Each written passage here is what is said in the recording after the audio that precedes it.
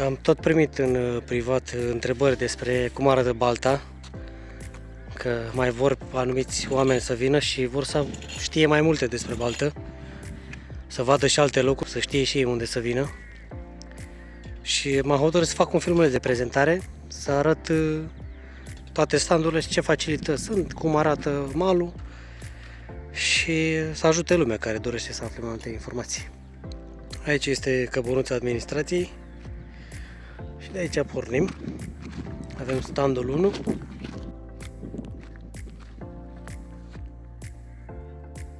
Standul e mare, se poate campa foarte frumos. Lat, iarbă.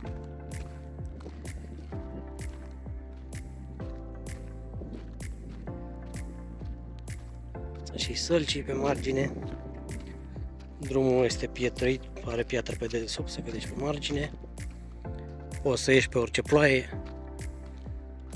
Grătare la standuri pentru cei care vor să facă grătare sau să mai care cu ele de acasă. Ce a sărit acolo. Foarte bune malurile de corturi. Cine vrea să stea mai mult. Standul 3 urmează. Acolo pe partea cealaltă este stuf. Mai bine de încercat acolo. Sălcii. Ca să ai ceva umbră când vin căldurile alea.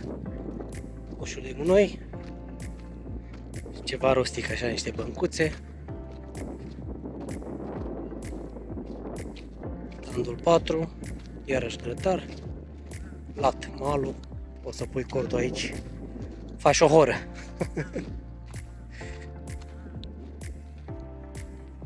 Stuf pe partea cealaltă. Cățeluși. Standul 5.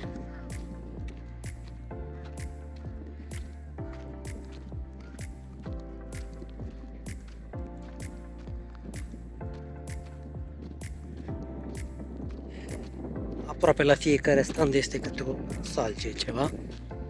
Grătar iarăși, băncuță, măsuță.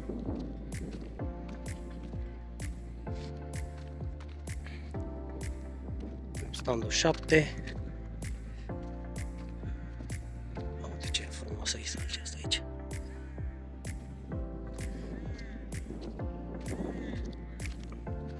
Tot așa frumos, cortul sub salcie. Să focalizăm pe malul de vis-a-vis, să vadă stuf ceva acolo.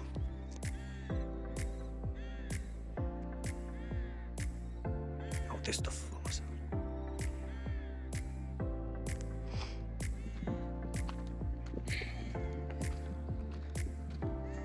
Standul 8. Avem grătar frumos.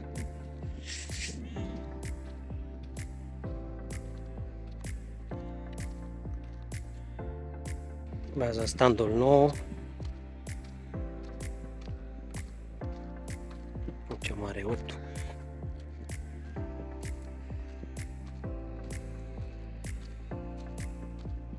Tot așa cu stuf în față.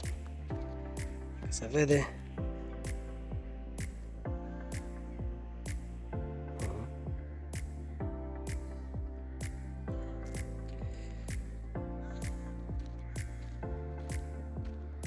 Salcie frumoasă aici. Băncuță. Standul 10.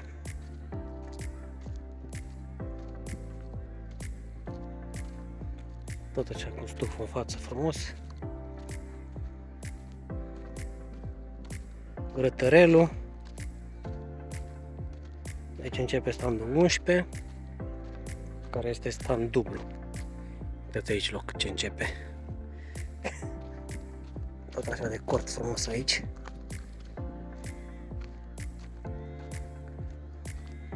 Salcie frumos acolo. Pe partea cealaltă avem stuf.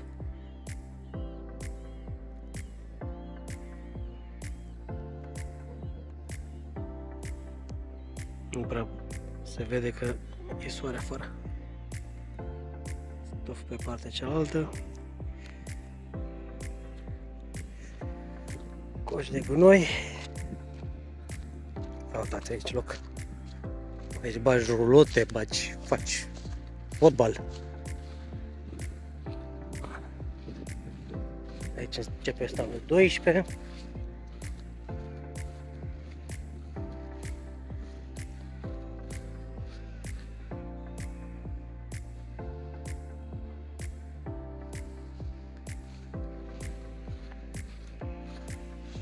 Standul 13.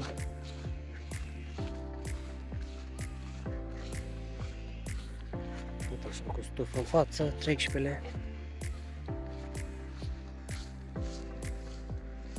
14 urmează.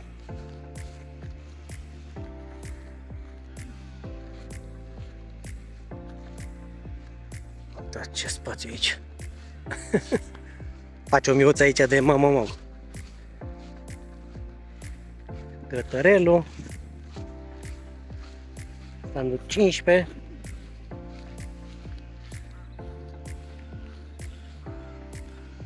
Sau ce mai și aici.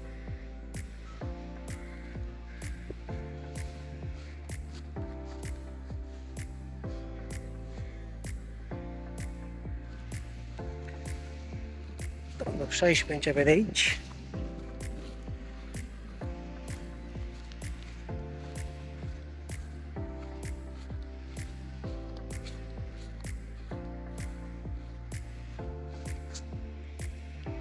Standul 17.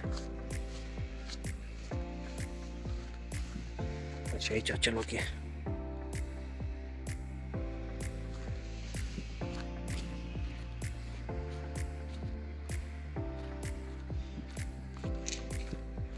Standul 18.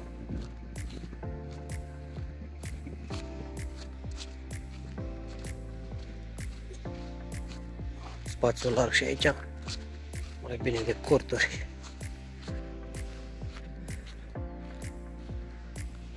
Standul 19.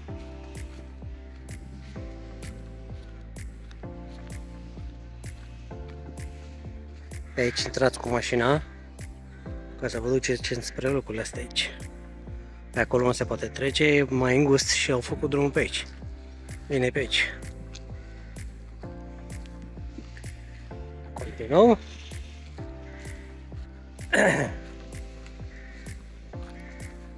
Uite ce sărița pe față. Grătărelul iarăși. Asta e giugiuc. E nefolosit ăsta. Abia au fost puse. Iarba tăiată frumos pe aici.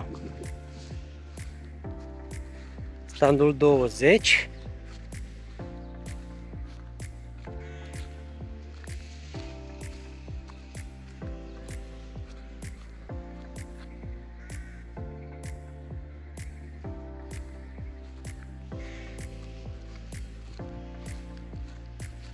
Și standul 21 aici.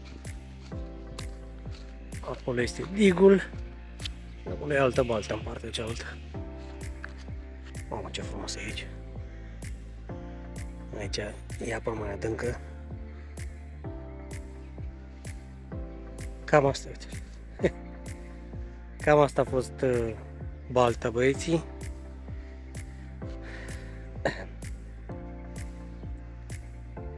Sper că v-am ajutat cu destule informații.